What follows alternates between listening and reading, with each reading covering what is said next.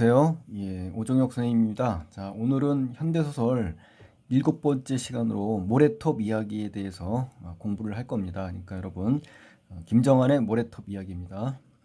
자, 모래톱 이야기는 이제 제목에서 보시는 것처럼 이제 모래톱이 이제 주된 공간적 배경이고요. 이 모래톱이라는 건 모래사장입니다. 여러분 아셨죠?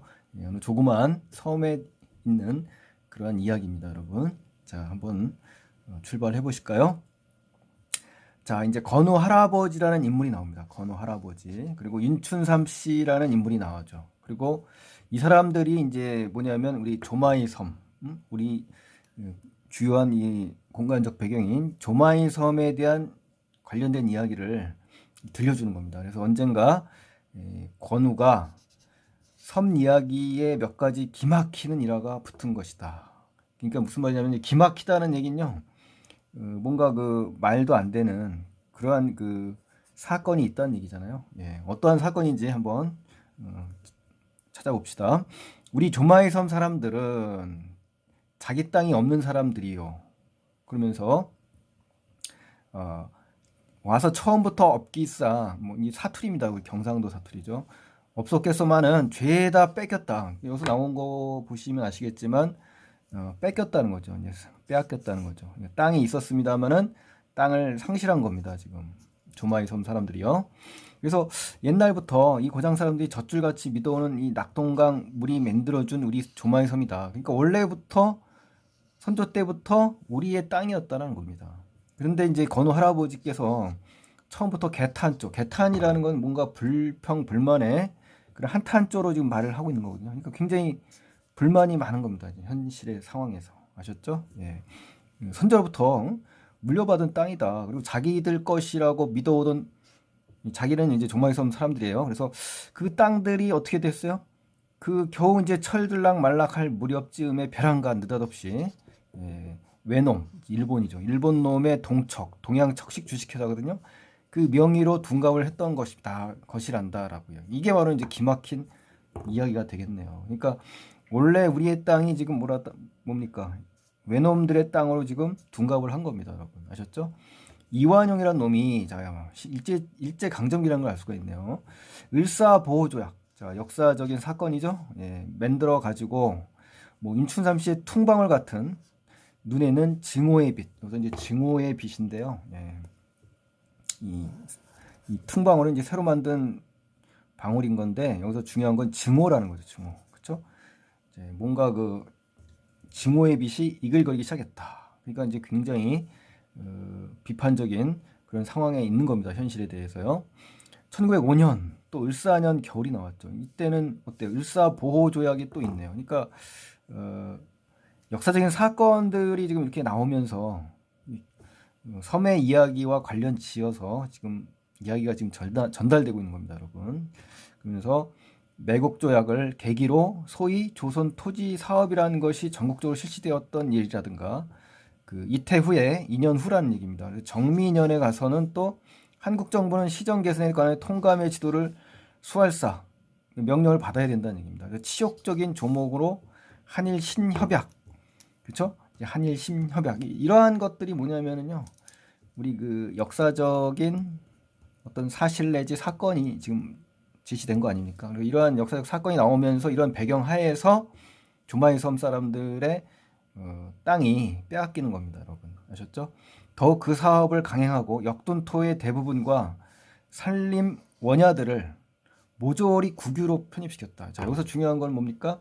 모조리 국유로 편입시켰다는 거죠. 결국 뭡니까? 빼앗았다는 얘기입니다. 개인의 땅들을. 아셨죠? 교묘한 구실, 교묘한 핑계를 삼아서 이 말입니다. 방법으로서 농민들로 빼앗았다. 그렇죠? 농민들로부터 뭐 한다? 땅을 빼앗았다. 자, 여기가 이제 중요한 거고요. 다시 불화한다. 불화라는 건요, 이 정부가 다시 그 땅을 매도하는 겁니다, 여러분. 아셨죠?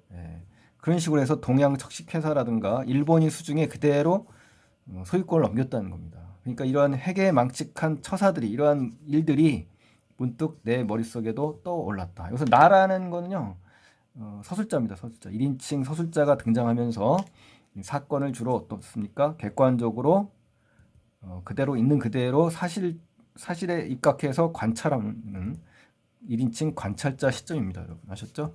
예.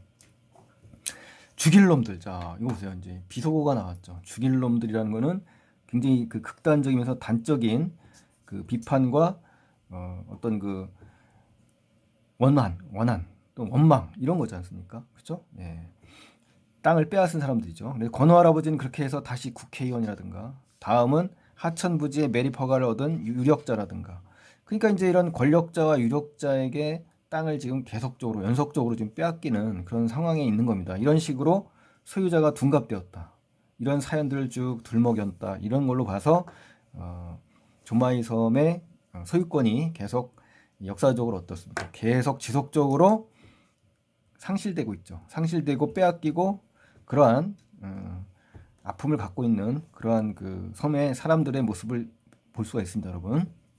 이 꼴이 되고 보니, 그렇죠? 이 꼴이라고 하죠.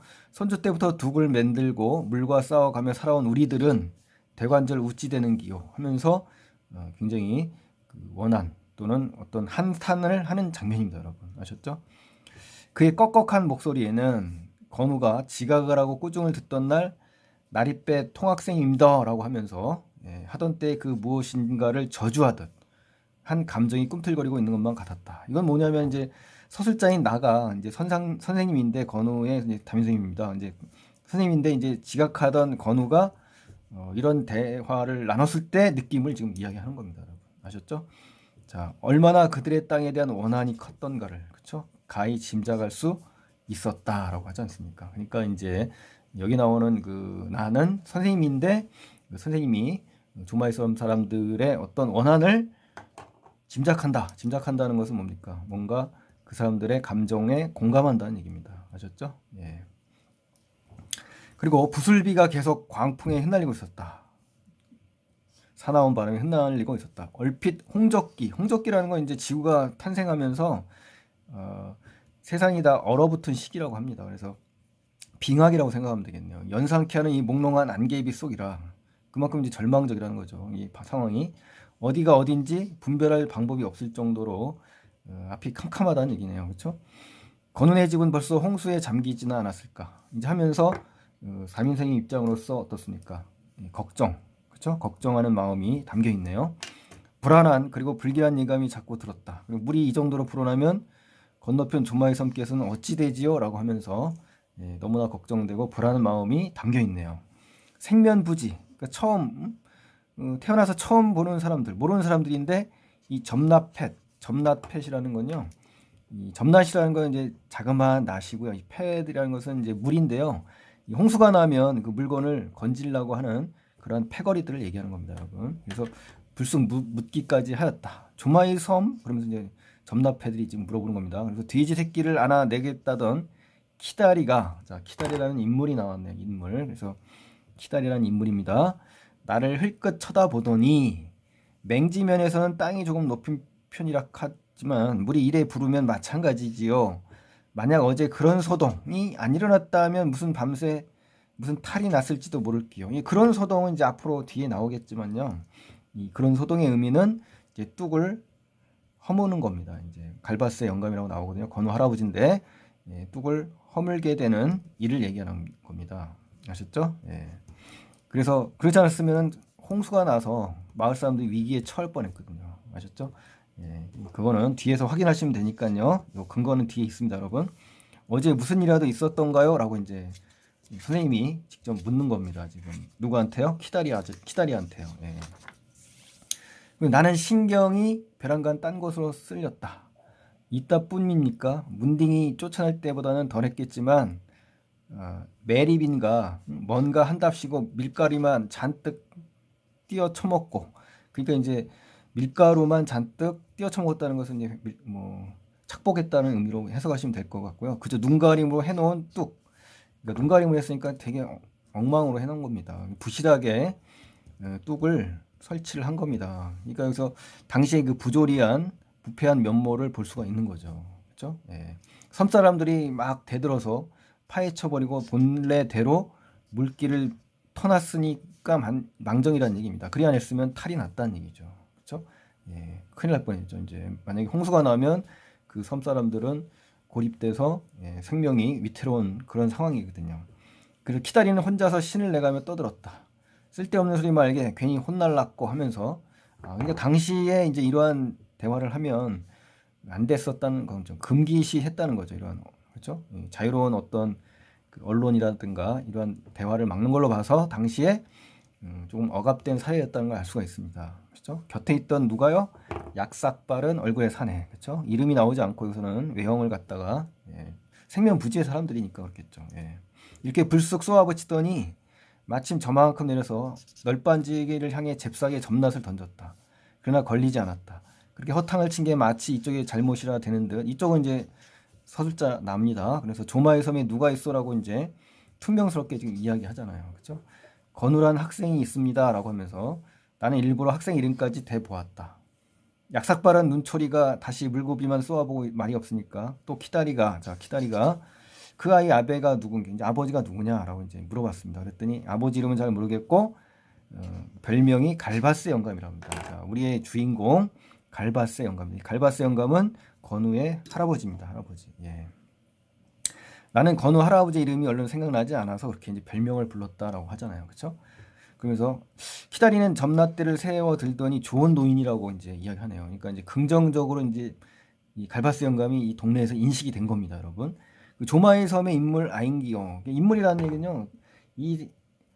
이 마을에 이 섬의 대표적인 그런 상징적인 그러한 인물이라는 거죠. 대표 인물이라는 얘기입니다. 아셨죠?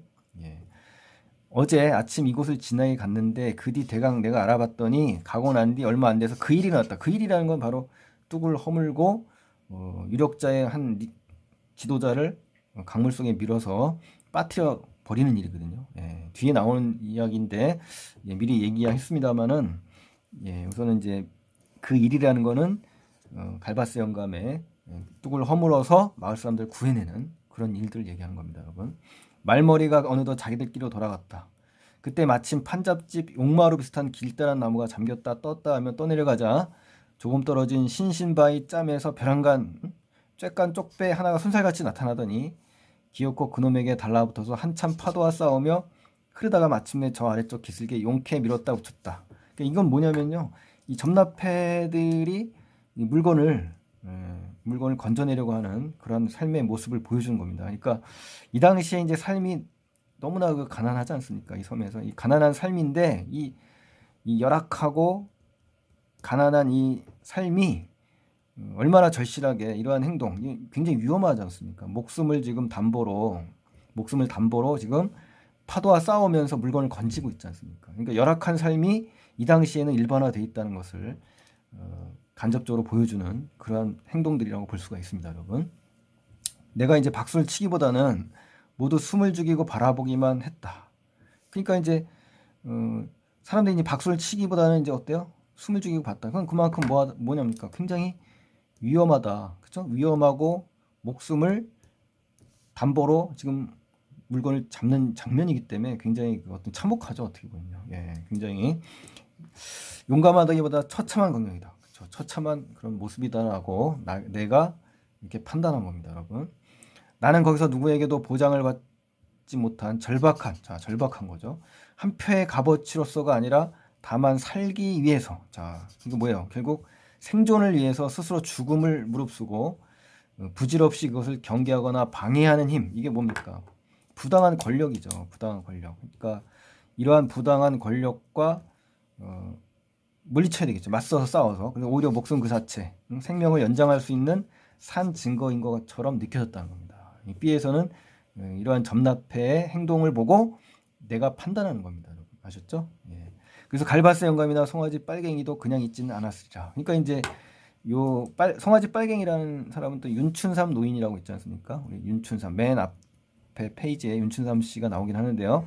이 별명입니다. 별명. 그리고 갈바스 영감은 건우 할아버지고요. 이 두 사람이 저항의 대표 주자입니다. 권력자들에게. 아셨죠? 이 대사를 봐서 나는 조마의 섬의 일이 불현듯 더 궁금해져서 이내 구포 가는 버스를 잡아탔다. 이 구포는 현재 부산이더라고요. 부산. 부산의 이 낙동강 근처에 있는 그런 장소입니다, 여러분. 실제 지명이에요, 여러분. 다리만 건너면 조마의 섬 가까이까지 갈 수 있으리라 믿었다. 그렇죠. 그렇지만 어땠습니까? 구포 다림목에서 차를 내렸으나 물은 이미 위험 수위를 훨씬 돌파했다는 거예요. 그래서 다리는 통금이 되었다. 그렇죠? 비상경계의 붉은 깃발이 찢어질 듯 폭풍 후에 펄럭였다. 이 말은 뭐냐면요. 이 비상경계의 깃발이 막 폭풍에 펄럭였다는 얘기는 지금 감각적인 이미지잖아요. 마치 시적인 이미지인데요. 시각과 청각이 지금 드러나면서 그 상황이 어떻다는 거예요. 굉장히 삼엄하다. 보통의 상황이 아니라 삼엄한 상황을 제시해 주는 겁니다, 여러분. 아셨죠? 감각적인 이미지를 통해서요. 그리고 다림목을 건너지른 인줄은 이제 금줄입니다. 넘어오지 말라는 거겠죠. 또 한국인 순경과 미군이 버티고 있었다. 무거워 보이는 고무 비옷에 철모를 푹 눌러 쓰고 방망이를 해든 폼이 여간 엄중해 보지 않았다. 그러니까 그렇죠. 굉장히 삼엄하고 엄중해 보였다는 그런 상황인 겁니다. 역시. 예. 그래서 결국은 뭡니까? 내가 갈 수 없었다는 거죠. 예. 그렇죠. 자, 그다음에 이제 마지막 페이지에 이제 보시겠는데요. 그런데도 무슨 핑계들을 꾸며 대고 용케 건너가는 사람도 있었네요. 예외로. 그렇죠? 예. 더러는 다리 위에서 유유히 천천히 물 구경하는 사람들도 있었고 나도 간신히 그들 틈에 끼었다. 그러니까 결국 뭐냐면 건너가는 사람들 틈에 끼었다는 겁니다. 그래서 우르르 하는 강 울림은 다리 위에서 듣기가 한결 우람스러웠다. 그러니까 이제 여기서 보시면은 이 장면도 역시 감각적인 이미지, 시각과 청각이 나오죠. 예, 시각과 청각을 통해서 시각과 청각적인 이미지를 통해서 뭘 보여준 겁니까? 그 홍수가 난 그 상황을 그대로 묘사한 겁니다, 여러분. 아셨죠? 예. 통행금지에 팻말이 서 있어도 수의 시차를 나온 듯한 새카만 관용차. 이건 공무원들이겠죠. 사뭇 물을 튀기며 지나갔다. 그렇죠. 이 장면은 굉장히 냉정한 그러한 부분을 볼 수가 있습니다. 예. 현실에 깊이 참여하지 못하고 그냥 겉으로 형식적인 그러한 행동들을 보는 것을 지금 비판적으로 보고 있는 겁니다. 나가. 그리고 바람이 휘말아칠 때는 거기에 날리기나 하듯이 더욱 빨리 지나갔다. 그렇죠. 요컨대 일종의 모험이기도 했으리라. 안에 타고 있는 얼굴들은 알 길이 없지만 어련히 심각한 표정들을 했으랴 싶었다라고 하면서 예, 끝맺네요. 예. 그래서 우리 김종환의 모래톱 이야기에서는 권력자들에 의해서 무참히 짓밟히는 이러한 민중들의 삶의 모습을 드러낸 소설이라고 볼 수가 있습니다, 여러분. 그래서 오늘은 이 본문을 이 정도로 하시고요. 예, 두 번째 강의에서는 이제 자세히 분석을 해드리겠습니다, 여러분. 그러니까 첫 번째 강의에 더 주목을 하셔서 정확히 있는 그대로 해석하시기 바랍니다, 여러분. 고맙습니다. 감사합니다.